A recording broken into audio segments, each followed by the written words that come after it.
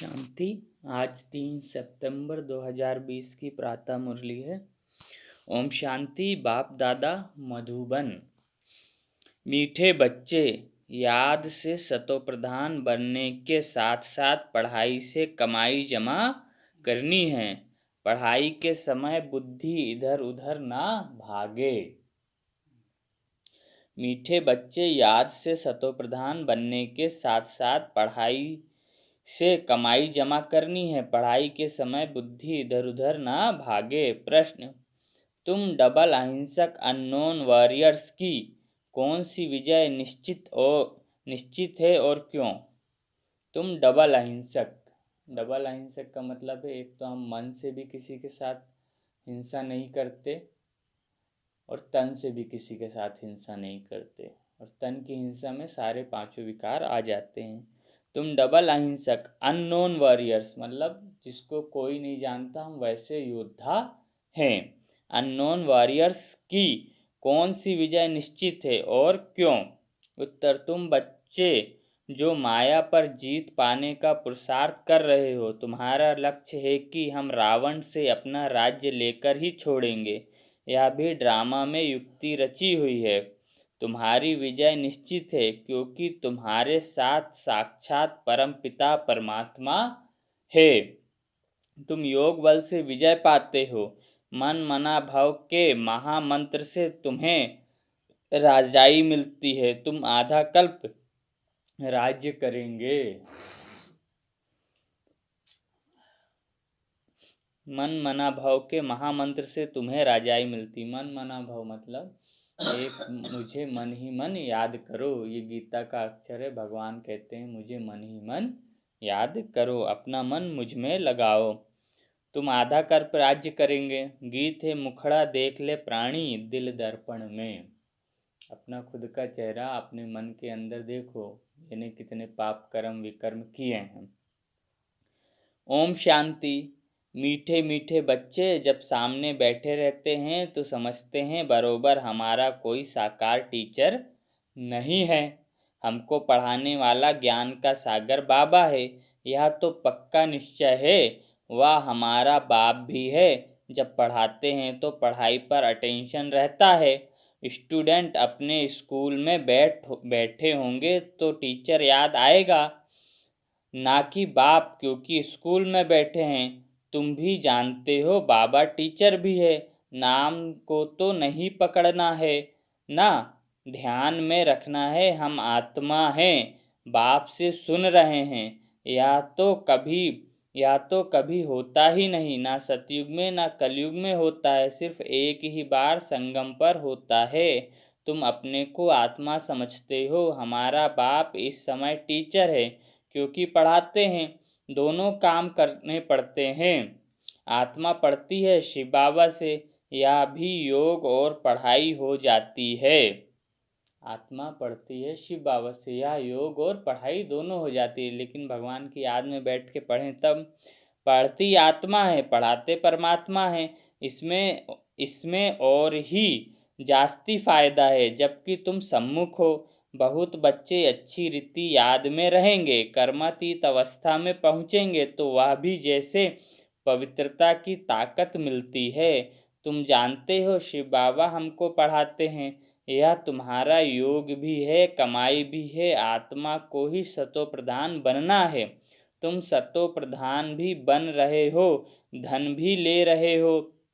अपने को आत्मा जरूर समझना है। बुद्धि भागनी नहीं चाहिए। यहाँ बैठते हो तो बुद्धि में यह रहे कि शिव बाबा पढ़ाने के लिए टीचर रूप में आया कि आया, वही नॉलेजफुल है, हमको पढ़ा रहे हैं। बाप को याद करना है, सुदर्शन चक्रधारी भी हम हैं। कृष्ण को तो दे दिया है क्योंकि वो संपूर्ण हो गया, लेकिन उसको तो सुदर्शन चक्र की जरूरत ही नहीं, हमें है, क्योंकि माया हम पे ही अटैक करती है। तो हम सुदर्शन चक्र घुमाएंगे तो माया नहीं आएगी। लाइट हाउस भी है। एक आँख में शांति धाम, एक आँख में मुक्ति धाम है। इन आँखों की बात नहीं।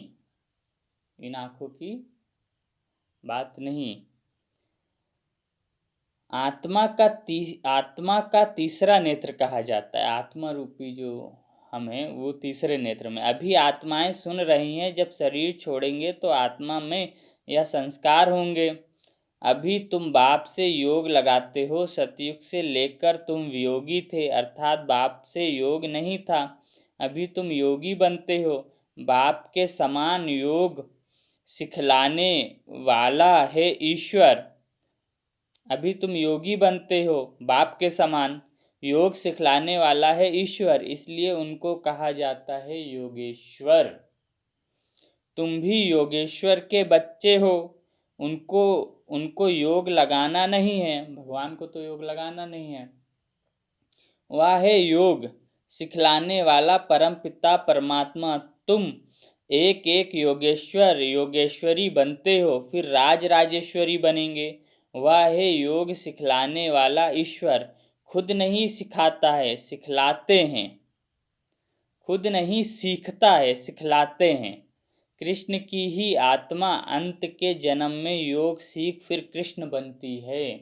इसलिए कृष्ण को भी योगेश्वर कह देते हैं, क्योंकि उनकी आत्मा अभी सीख रही है।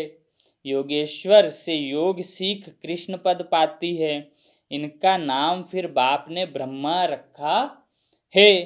पहले तो लौकिक नाम था, फिर मरजीवा बने हैं।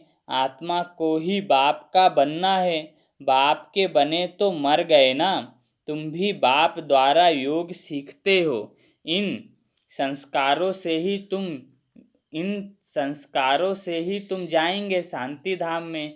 फिर नया पाठ प्रारब्ध का इमर्ज होगा, वहाँ यह बातें याद नहीं रहेंगी। यह अभी बाप समझाते हैं। अभी पाठ पूरा होता है, फिर नए सिरे शुरू होगा। बच्चे बाप को संकल्प, जैसे बाप को संकल्प उठा कि मैं जाऊं, तो बाप कहते हैं मैं आता हूं, और मेरी वाणी चलनी शुरू हो जाती है। वहाँ तो शांति में है। फिर ड्रामा अनुसार उनका पाठ शुरू होता है।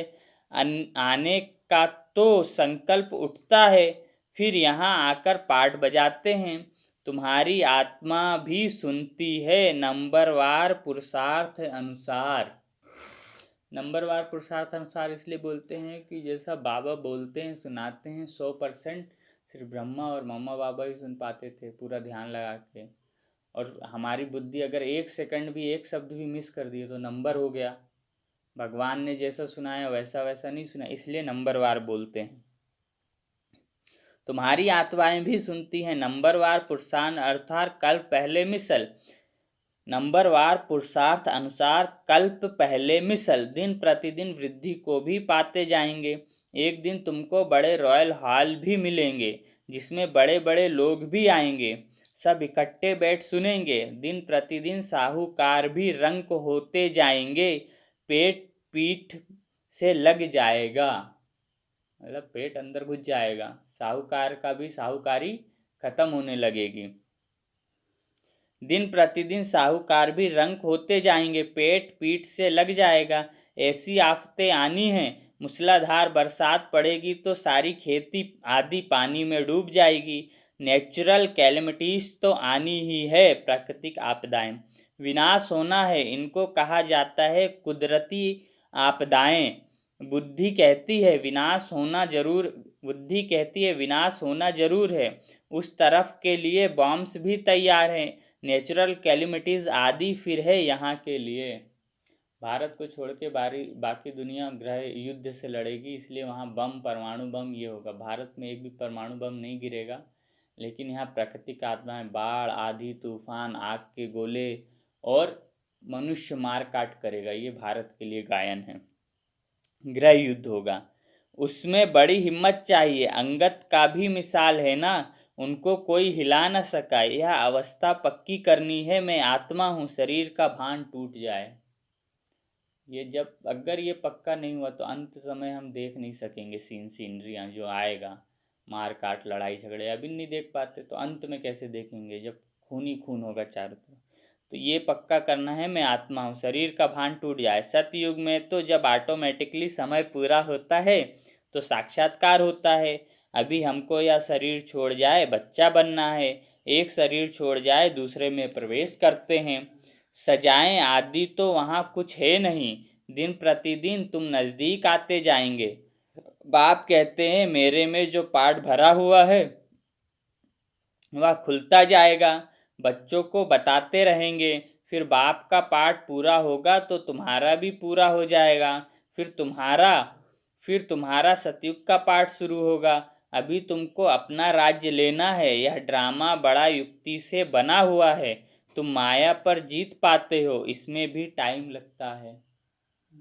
संस्कार परिवर्तन में टाइम लगता है ना, वही बोल रहे हैं। वो लोग तो एक तरफ समझते हैं कि हम स्वर्ग में बैठे हैं या सुखधाम बन गया है, दूसरी तरफ फिर गीता में भी भारत की हालत सुनाते हैं। मतलब जो पैसे वाले लोग हैं, धन संपत्ति, वो सोचते हैं हम स्वर्ग में हैं, लेकिन फिर गीत ऐसे ऐसे लिखते हैं कि जिसमें भारत की महिमा की जगह सब बुरा हाल जो है सच सच वो बता देते हैं। तुम जानते हो यह तो और ही तमो प्रधान हो गए हैं। ड्रामा अनुसार तमो प्रधान भी जोर से होते जाते हैं। तुम अब सतो प्रधान बन रहे हो, अब नज़दीक आते जाते हो। आखिर विजय तो तुम्हारी होनी ही है। हाहाकार के बाद फिर जय जयकार होगी, घी की नदियाँ बहेंगी। वहाँ घी आदि खरीद करना नहीं पड़ेगा। सबके पास अपनी गाय फर्स्ट क्लास होंगी। जैसे पहले गांव में सबके घरों में गाय थी, वहाँ भी सबके घर में गाय होगी, और फर्स्ट क्लास मतलब अच्छी गाय, तंदुरुस्त गाय। तुम कितने ऊंच बनते हो। तुम जानते हो वर्ल्ड की हिस्ट्री ज्योग्राफी फिर रिपीट होती है। बाप आकर वर्ल्ड की हिस्ट्री रिपीट करते हैं, इसलिए बाबा ने कहा यह भी लिख दो, वर्ल्ड की हिस्ट्री ज्योग्राफी कैसे रिपीट होती है। आकर समझो। जो सेंसिबल होगा कहेगा अभी आयरन एज है तो जरूर गोल्डन एज रिपीट होगी। कोई तो कहेंगे सृष्टि का चक्र लाखों वर्ष का है, अभी कैसे रिपीट होगा। यहाँ सूर्यवंशी चंद्रवंशी की हिस्ट्री तो है नहीं, अंत तक यह चक्र कैसे रिपीट होता है वह भी जानते नहीं हैं कि उन्हों का राज्य फिर कब होगा। राम राज्य को जानते नहीं। अभी तुम्हारे साथ बाप है, जिस तरफ साक्षात परमपिता परमात्मा बाप है उनकी जरूर विजय होनी है। बाप कोई हिंसा थोड़े ही कराएंगे। किसको मारना हिंसा है ना। सबसे बड़ी हिंसा है काम कटारी चलाना। अभी तुम डबल अहिंसक बन रहे हो। वहाँ है ही अहिंसा परमो देवी देवता धर्म। वहाँ ना लड़ते हैं ना विकार में जाते हैं। अभी तुम्हारा है योग बल, परंतु इसको ना समझने कारण शास्त्रों में असुरों और देवताओं की लड़ाई लिख दी है। अहिंसा को कोई जानते नहीं,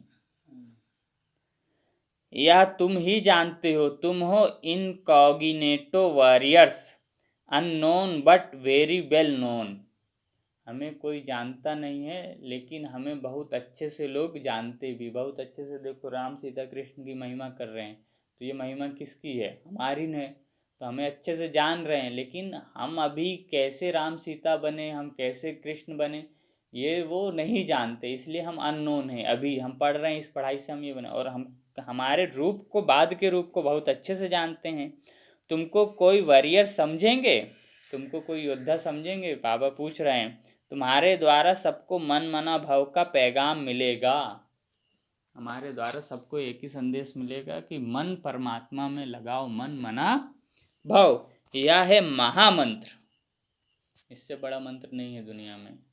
जो गुरु मंत्र देते हैं उससे भी बड़ा मंत्र ये, क्योंकि इससे मुक्ति, जीवन मुक्ति दोनों मिल जाती है। गुरु मंत्र से भी कुछ नहीं होता, बुद्धि अटकी रहती है, भक्ति में ही हम पड़े रहते हैं। मनुष्य इन बातों को समझते नहीं हैं। सतयुग त्रेता में यह होता नहीं है। मंत्र से तुमने राजाई पाई, फिर दरकार नहीं। तुम जानते हो हम कैसे चक्र लगा कर आए हैं। अभी फिर बाप महामंत्र देते हैं, फिर आधा कल्प राज्य करेंगे। अब तुमको देवी गुण धारण करने और कराने हैं। हमें खुद भी धारण करने हैं और फिर कराने। जब तक हम ही धारण नहीं करेंगे दूसरों को कैसे कराएंगे। कोई ब्रह्मचर्य पालन न करे और दूसरों को कहे तो वो तो कहेगा ना भाई पहले आप भी कर लो। इसलिए पहले खुद ही धारण करना है, फिर दूसरों को कराना है। फिर आधा कल्प राज्य करेंगे। अब तुमको देवी गुण धारण करने और कराने हैं। बाप राय देते हैं, अपना चार्ट रखने से बहुत मजा आएगा। रात को रोज लिखें हमने क्या कमी क्या कमजोरी। रजिस्टर में गुड बेटर वेस्ट होते हैं ना, खुद भी फील करते हैं। कोई अच्छा पढ़ते हैं, कोई का अटेंशन नहीं रहता है तो फेल हो जाते हैं। यह फिर है बेहद की पढ़ाई। बाप टीचर भी है, गुरु भी है, इकट्ठा चलता है। यह एक ही बाप है जो कहते मरजीबा बनो। तुम अपने को आत्मा समझ बाप को याद करो। बाप कहते हैं मैं तुम्हारा बाप हूँ, ब्रह्मा द्वारा राज्य देता हूँ। यह हो गया बीच में दलाल, इनसे योग नहीं लगाना है। देखो आज बोल दिया ना बाबा ने, ब्रह्मा बाबा को दलाल है, मिलाने वाला, या इनको परसेंटेज मिल गया ना। दलाल क्यों बोलते हैं, इन्होंने सबको से बाबा को मिलाया इसलिए नारायण बने, पहले नारायण बन गए, पूरी दुनिया इनके अधीन होगी। तो दलाल का क्या काम है, कमीशन मिलता है ना।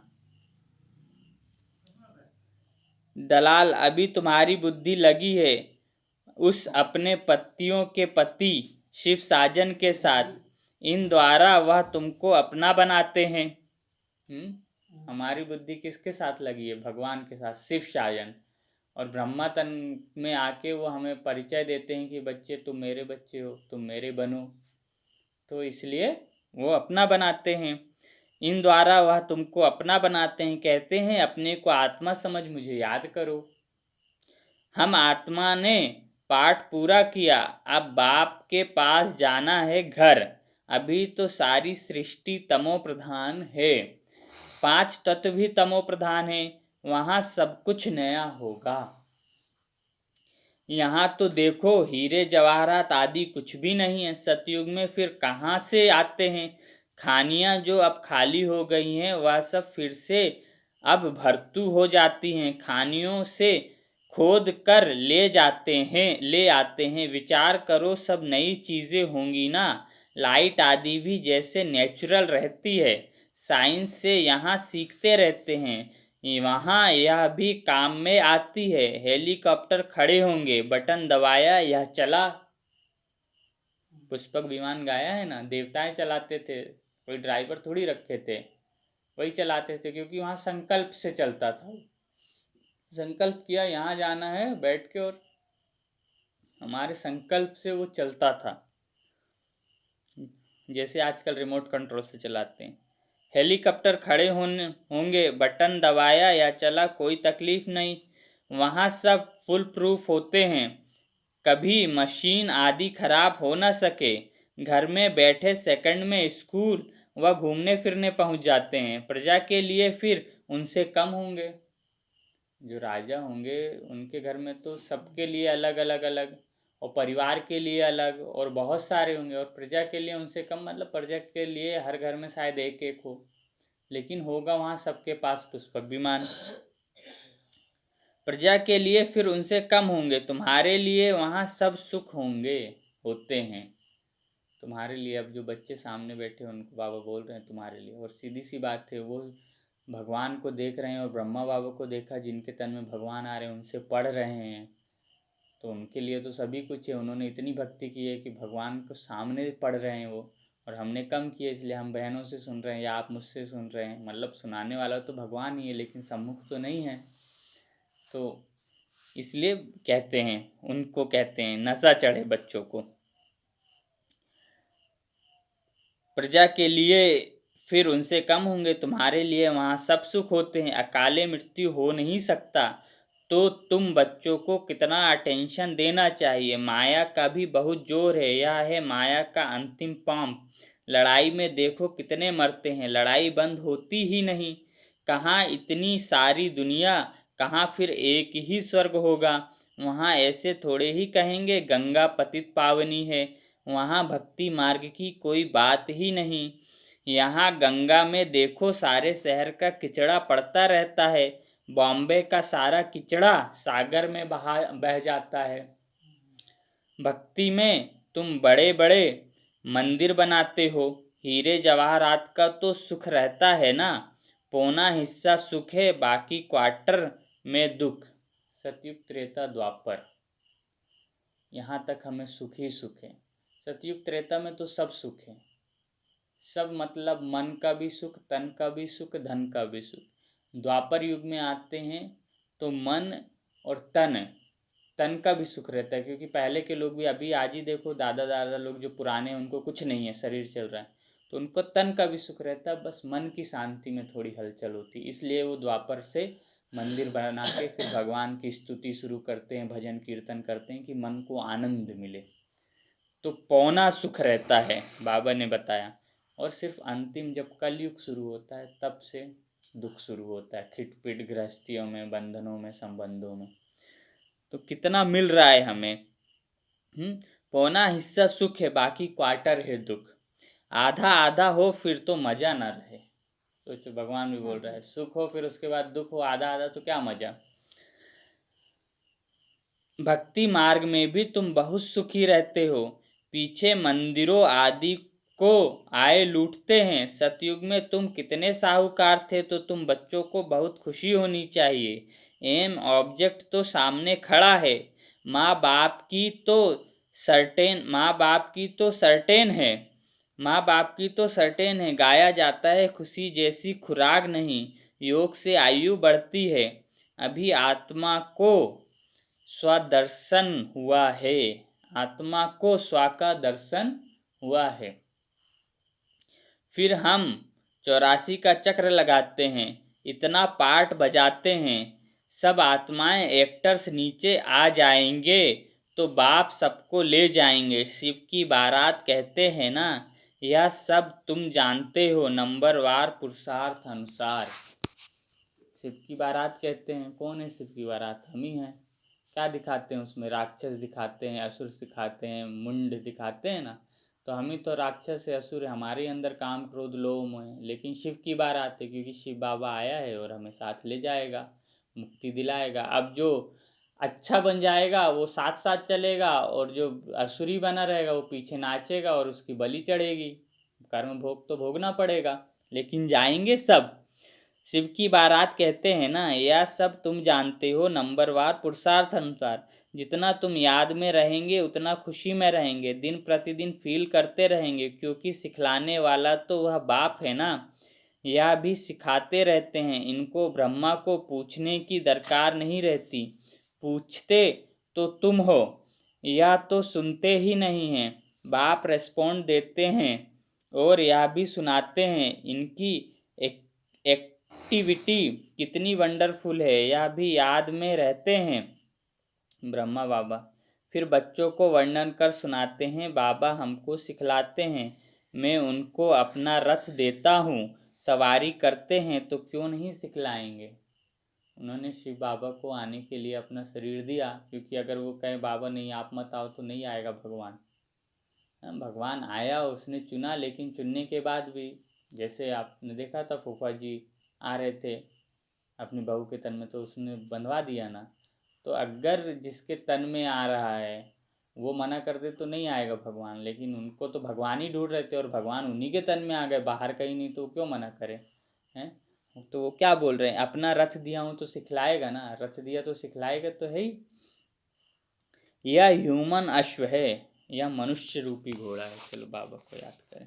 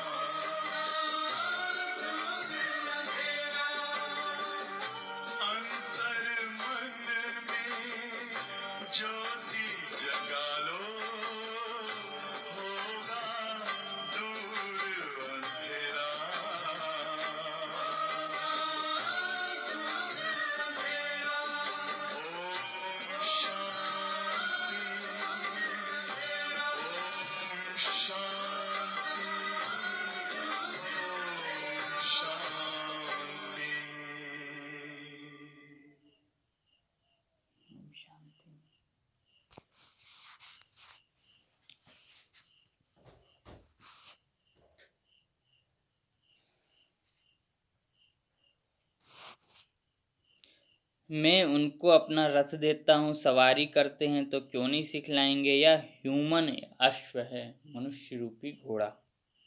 शिव बाबा का रथ हूँ या ख्याल रहने से भी शिव बाबा की याद रहेगी। याद से ही फायदा है। भंडारे में भोजन बनाते हैं तो भी समझो हम शिव बाबा के बच्चों के लिए बनाते हैं।